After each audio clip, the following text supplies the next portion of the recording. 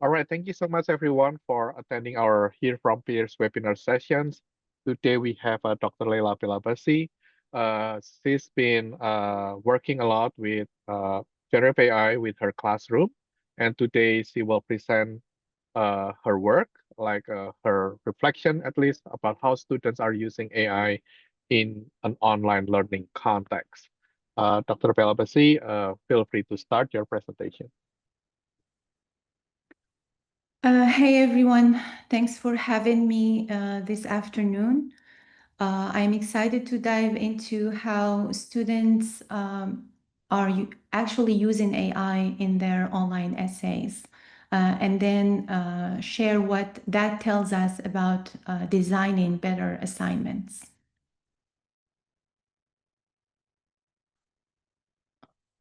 Okay, a quick roadmap to this presentation. First, I will show you an AI analysis workflow that turns those messy essay reads into clean numbers and visuals. Then we'll spot where writing feels entirely human versus where AI left a fingerprint. And finally, we will put out the patterns that help us build assignments that AI can't easily imitate.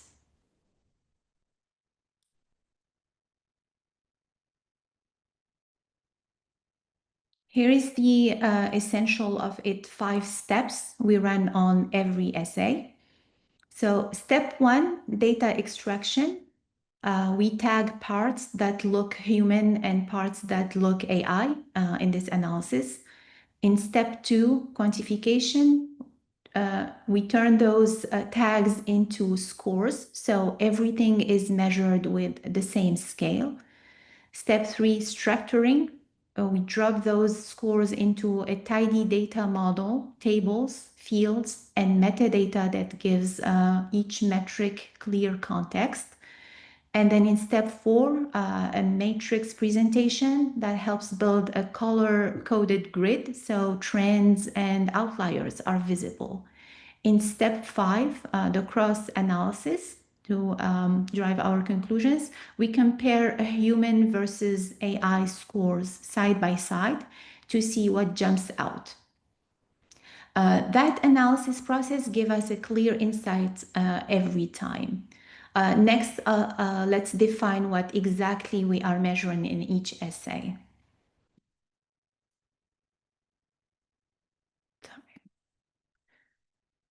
All right.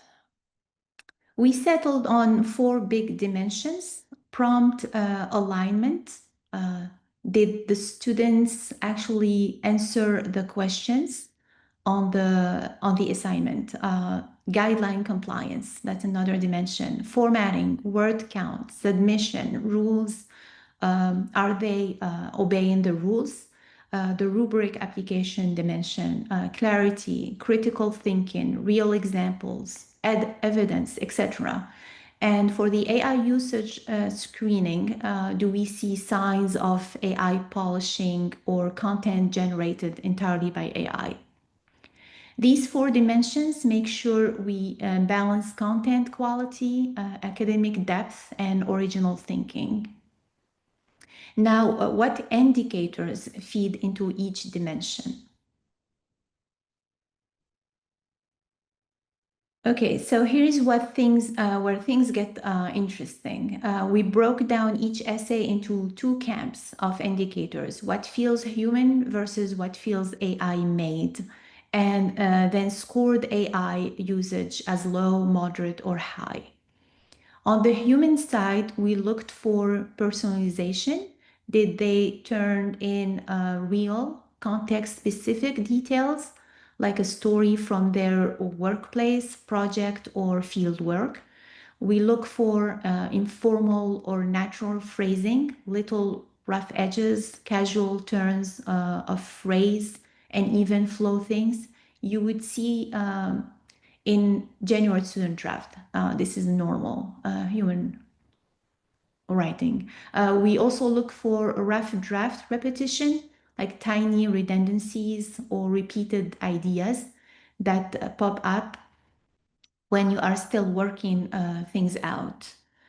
And we also look for manual research style referencing, hand formatted citations, domain specific sources, that kind of careful human effort.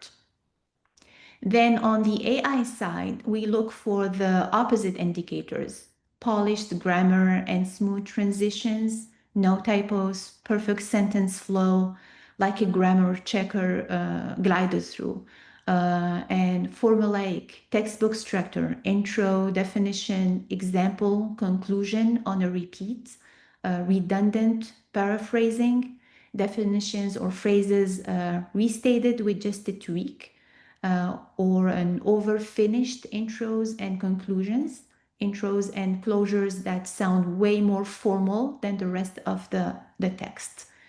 So once we flagged those, we gave each essay a low, moderate, high usage score. Low means mostly human, moderate is a mix, high suggests heavy AI help. Next, I will show you how those indicators map across each of our 13 essays that I use for the analysis. So here is how the human indicators show up essay by essay. So you have the columns that shows the human indicators, and then the rows that for each essay is listed. Personalization, almost every student incorporated real detail work projects or field experiences, which is good. Informal phrasing, you will hear casual terms like you really need both, or a small pipeline, which is a human-like essay. A rough draft repetition, small redundancies, and even flow that feels authentic.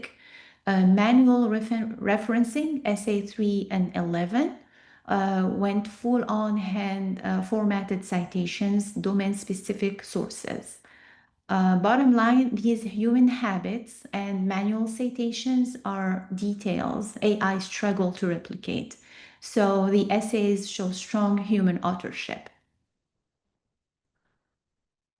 Now, on the flip side, where AI patterns show up, so you have the AI indicators shown per column, and then the rows shows the essays.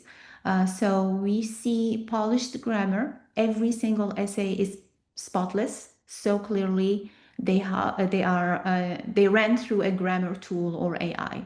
The formulaic structure, essay 2, 3, 6 to 11, all follow that intro definition, example, conclusion pattern.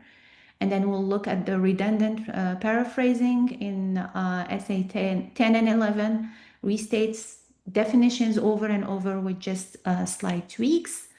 And we have over-refined intros, conclusions. Essays 4 through 6 have intros and wrap-ups that feels way fancier than the body. That give us our low, moderate, high AI usage flags. So next, let's combine both sides together. So it's time now to build the visual matrix. Columns are our 6 indicators. We chose 3 human indicators and 3 AI indicators, and then the rows will list all 3 1 to 13 essays.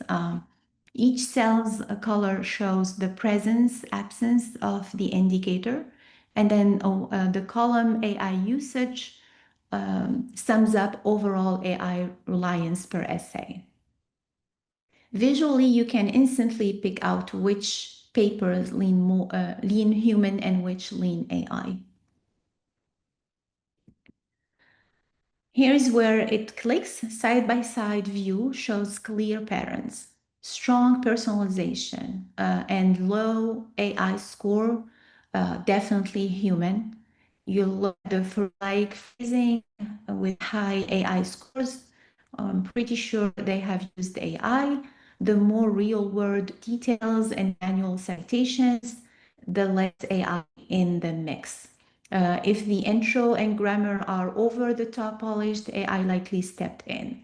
These contrasts guide us toward assignment tweaks that encourage the human authored elements. So we can definitely change something in our assignment to make it more easy for students to write their own essays.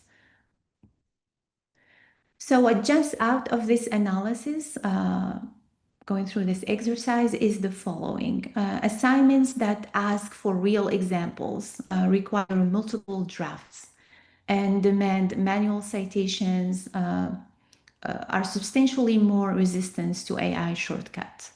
So that's my conclusion on that. Because the prompt had this requirement that you need to use your own experience and follow the guidelines that I'm listing here. So I had more human-like essays than AI-generated essays.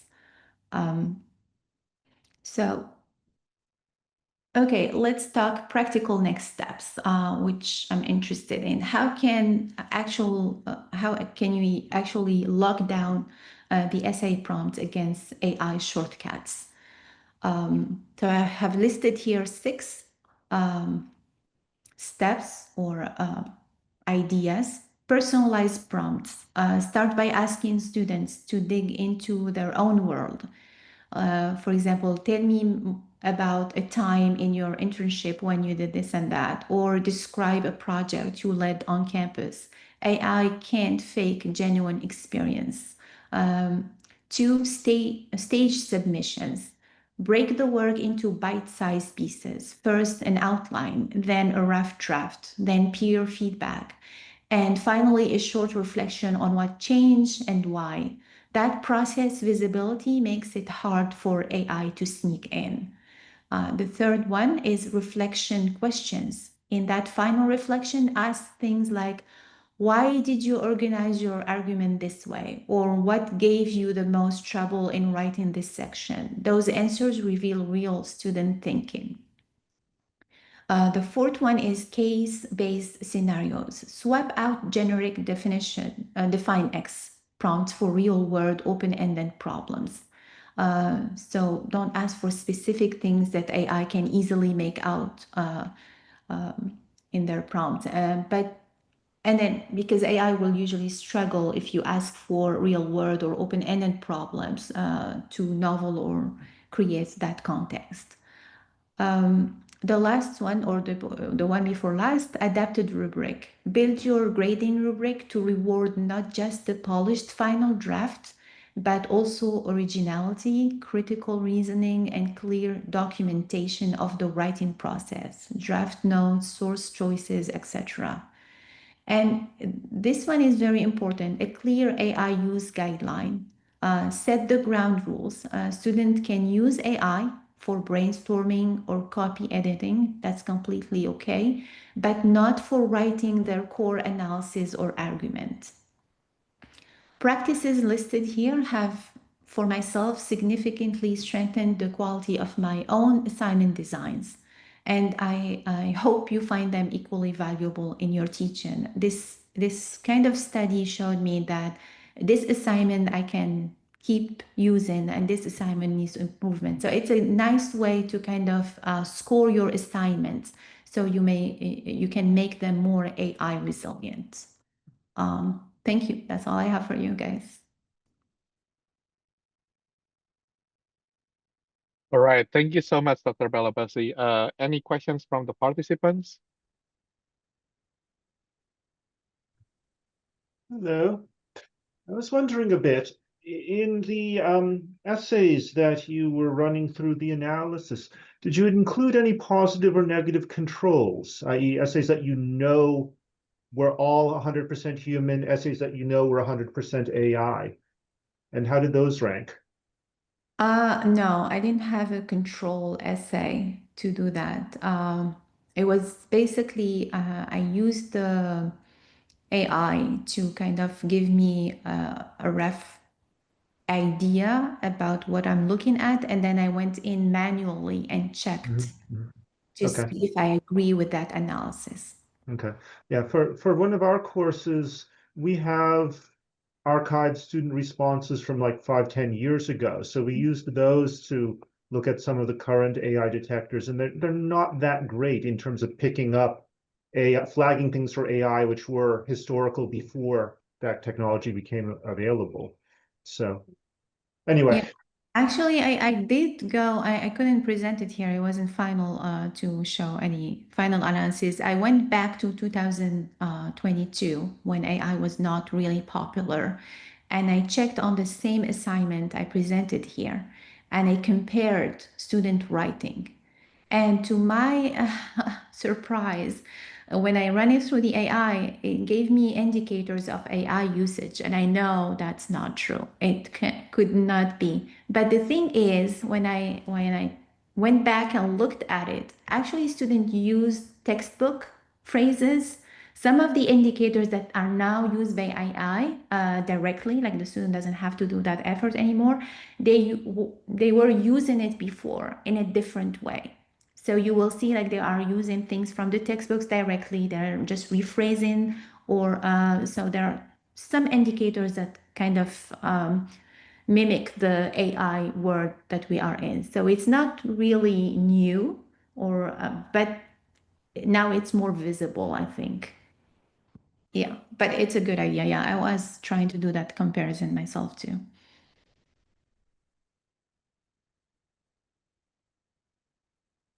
All right, thank you. Any other questions?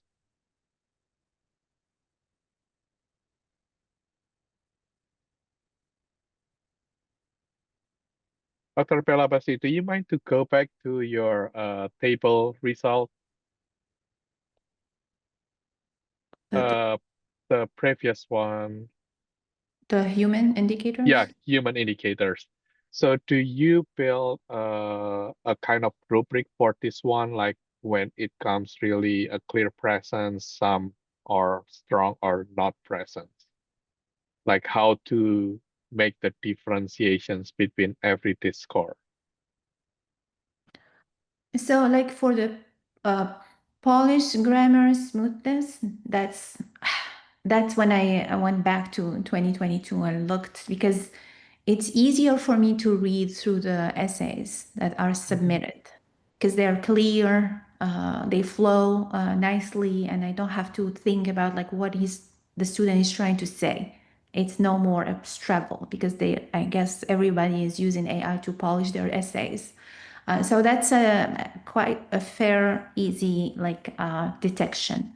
On other stuff like textbook structure, that's where you need to be careful. But in some essays, it's so like where it says some here on most of the essays, it's because it's like the same draft and it's in a different presented in a different way, but it has the same structure. So and it uses the textbook that they use in class, or some of my notes. So I know the flow. So when I read the first essay and then I'll see it, and then another essay, it just gives me a clue. Oh, where are they getting this? And when AI is used, so it just keeps everybody on the same flow. Yeah. So that's another way. The repetitive, redundant phrasing, it's really hard to find because students are pretty much aware that teachers or instructors are looking for things from AI, but some students fail to do that because they just used definitions or things from the book and they reformulated those. So I could pick up those clear signals. And for the intro conclusion, that's something also easy to detect, in my opinion, because you just see a very good introduction, written introduction, and then a conclusion that was done almost by somebody else. And then the core of the essay is completely in the human form. So there is no that polish. So you know that maybe the student asked AI help, create an introduction for me or conclude on this content or something like that. So it does require a human in the loop kind of element to create this type of tables. But for me, I just did this exercise and I plan to do it for other assignment just to see if my assignment is kind of helpful for student, or do I need to do more work because of the AI availability now to everyone. And I found out that actually my structure is still working because I do data management and data governance, and I'm always asking for examples, like give me a real example about this process or workflow.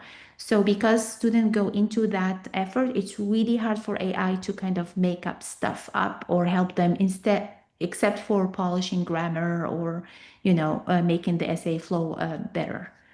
But yeah, you have to do a little work yourself to get to. Okay. Yes. Is it undergrad course or graduate course?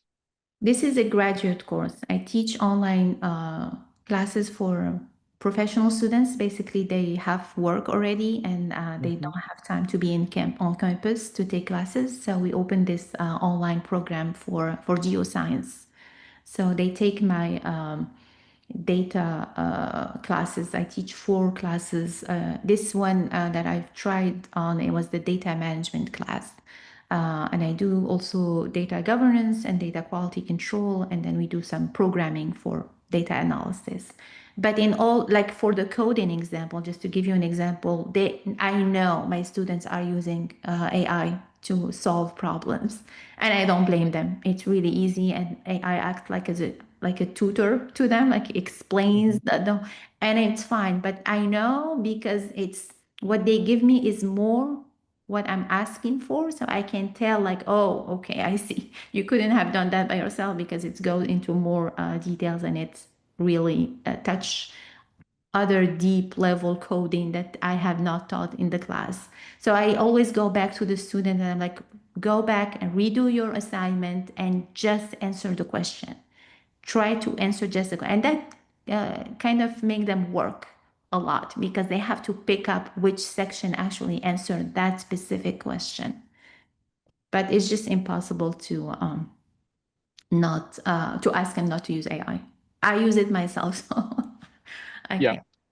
Yeah. So in term of AI usage, do you state that on your syllabus as an open statement that they can utilize AI during Yes. So work? I, Okay.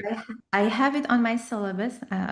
So I lay down the rules for that, and I have it as a module in my classes, like the introduction. Have always an assignment as an extra credit. So I make them all go through the exercise, like plug in this prompt into AI and get me exactly what the AI returned and compare it between like as a discussion, like compare all the results, like pick 3 from your peers and just compare what is there, like are they similar, are they different, how are they? And the students realize that actually it's almost identical. So if you're using just AI, I will easily pick up that you have used it, because if I see the same essay or the same assignment submission going through the same like examples, the same workflow, I know that everyone is just, throwing this into AI. And so yeah, I do. I make it very clear from the beginning, like this is how it works with me. And they have to reference, if they use AI, just say, I've used it. This is the prompt I use. This is what I get. And I will give them extra credit if they go into the effort to explain why, like it works, why it's not working for me. And this is how I manipulated AI to do this and that. So just to give them a way of, work with me instead of behind my back. Yeah. Do you see any variance on your students, like how they like their familiarity on using AI with their result on the assignment? I missed the first part. What was the question? Like, do you see any variability? Like, if they are more proficient using AI, that will shows a better Yes, result on and the assignment. what makes it different between students is that personalization thing. Because everyone is from different field and they have different experience, and it makes it really interesting to see how they're using the material on their own personal work. And for students that don't use that, you can immediately, like 10 and 11, those 2 essays, they did not use any personalization or very little, and it just shows like, I mean, AI was used all the way through the essay because it's just it's generic, like definitions which use in general, but there was no real experience. But yeah, so this is why like the assignment design is really important to kind of help students stay on task and learn the material without heavily relying on AI to get it done, basically, which is their problem. They sometimes just need to submit something to you. Yeah. Got it. Any further questions? If there is no more questions, I will share a few several things. So on the chat, I'm sharing the calendar, full calendar for Hear from Peers webinar series. If you are more interested into other sessions, feel free to visit and then register to all the other series. I also share about AI Playground, which is every third week of the month. So you can always register and fill the interest form to join the session. And it will be in person. And for this, Hear from Peers, there is a survey through the Qualtrics. Please feel free to visit it. And you can always give us your honest feedback so it can be improved all the time for the future offering of our program. Lastly, if you are teaching classes or you know somebody who teaches classes, feel free to forward this survey. This is a university survey for all students to see how they perceive of use of generative AI for their classroom. So we really hope that this data can be useful in driving our programming, future programming for faculty development, so they know if there is expectation from the student about AI usage in the classroom. Thank you so much for attending our sessions today. Hopefully what Dr. Pelabasi present to us, it will help us to understand better how we can redesign our assignment and especially within this AI, generative AI era, then hopefully our assignment will be more resilient to AI usage. Thank you so